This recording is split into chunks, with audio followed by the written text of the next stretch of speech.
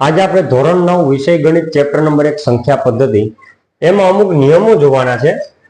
ધન વાસ્તવિક સંખ્યાઓ માટે ઘાતાંકના નિયમો આ જે છે ધન વાસ્તવિક સંખ્યાઓ માટે ઘાતાંકના નિયમો એમાંના કેટલાક નિયમો જે છે આપણે એની સમજૂતી મેળવીએ।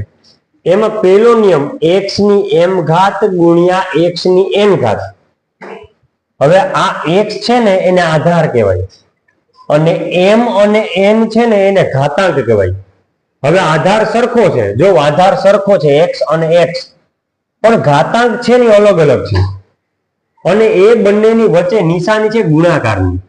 તો જો નિયમ શું કહે છે કે જ્યારે આધાર સરખો હોય અને ઘાતાંક અલગ અલગ હોય અને વચ્ચે ગુણાકાર હોય ત્યારે ઘાતાંકનો સરવાળો થાય। શું થાય? ઘાતાંકનો સરવાળો। સિમ્પલ વસ્તુ યાદ રાખવાની, આધાર સરખો હોય અને ગુણાકારની નિશાની હોય, આધાર સરખો હોય અને ગુણાકારની નિશાની હોય ત્યારે ઘાતાંકનો સરવાળો કરવાનો છે। તો જો આધાર સરખો એક વખત લખવાનો, ઘાતાંક છે m અને n, તો m વત્તા n ઘાતાંકનો સરવાળો। દાખલા તરીકે 5 ની 4 ઘાત ગુણ્યા 5 ની 6 ઘાત।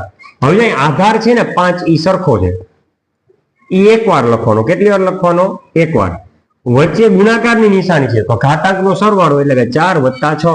શું કરવાનું? 4 વત્તા 6, તો જવાબમાં શું આવશે? 5 આધાર અને 4 વત્તા 6 એટલે કે 10 ઘાતાંક। આ આપણો જવાબ।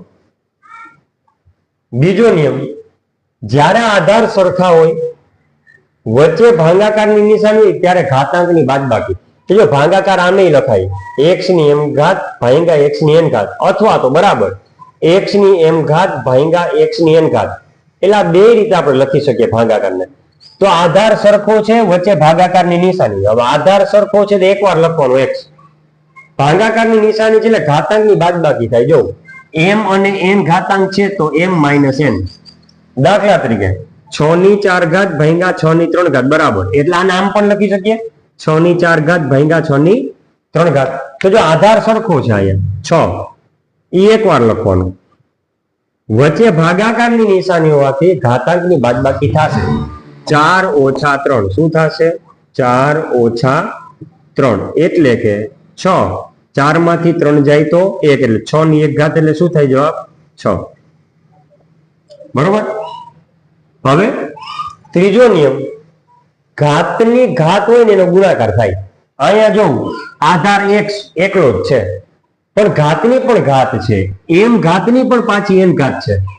તો યાદ રાખવાનું, અમુક છે ને ઘાતની ઘાતનો સરવાળો કરી નાખે ભૂલથી, ઘાતની ઘાતનો ગુણાકાર થાય। m અને n, m ની ઘાત પાછી n છે એટલે એ બેનો ગુણાકાર એટલે m ગુણ્યા n। જો x આધાર છે, m અને n ઘાતાંકનો ગુણાકાર। દાખલા તરીકે 10 ની 3 ઘાત એની પાછી 2 ઘાત, તો આધાર છે ને 10 એમને એમ લખવાનો અને ઘાતની ઘાતનો સરવાળો નહીં, ઘાતની ઘાતનો ગુણાકાર એટલે 3 ગુણ્યા 2 શું થશે? અહીંયા 3 ગુણ્યા 2 એટલે કે 10, 3 2 6 એટલે કે શું થાય? 10 ની 6 ઘાત। આ આપણો જવાબ। આધાર અને ઘાતાંક સરખા લખજો, કોઈ આમ ન લખે 10 ની 6 ઘાત, 106 થઈ જશે। એટલે ઘાત છે એ થોડીક નાની અને સેજ આધાર કરતા ઉપર રાખી દેવાની। ચોથા નિયમમાં શું કીધું? x અને y બે અલગ અલગ આધાર છે, x અને y અલગ અલગ આધાર, ઘાતાંક એક જ છે એમ, પણ આખા કૌંસની ઘાત છે। જો આખા કૌંસની ઘાત એટલે x ને પણ m ઘાત લાગે ગુણ્યા y ને પણ m ઘાત લાગે। એટલે જો x ની m ઘાત ગુણ્યા y ની m ઘાત। દાખલા તરીકે 5 ગુણ્યા 3 આખા કૌંસની 2 ઘાત, તો આમાં શું થાય? 5 ને પણ 2 ઘાત લાગે, 5 ની 2 ઘાત ગુણ્યા 3 ને પણ 2 ઘાત લાગે એટલે 3 ની 2 ઘાત। સાદુરૂપ હજી આપણે આગળ લઈ જઈ શકાય, પણ અત્યારે આપણે નિયમ સમજીએ એટલે અહીં સુધી રાખશું। જો 5 ને પણ 2 ઘાત ગુણ્યા 3 ને પણ 2 ઘાત, બરાબર। અહીંયા તમે આ રીતે નિશાની લગાડો તો પણ ચાલે।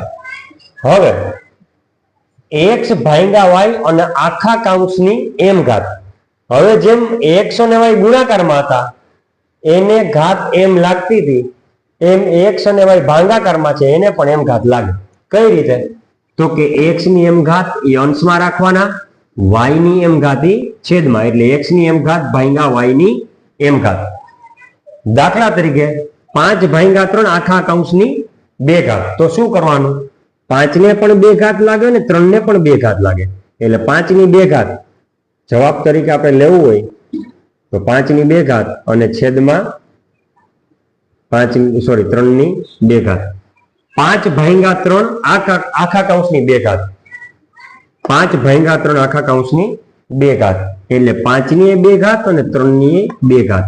એટલે જો 5 નો વર્ગ ભાગ્યા 3 નો વર્ગ, 5 ની 2 ઘાત ભાગ્યા 3 ની 2 ઘાત.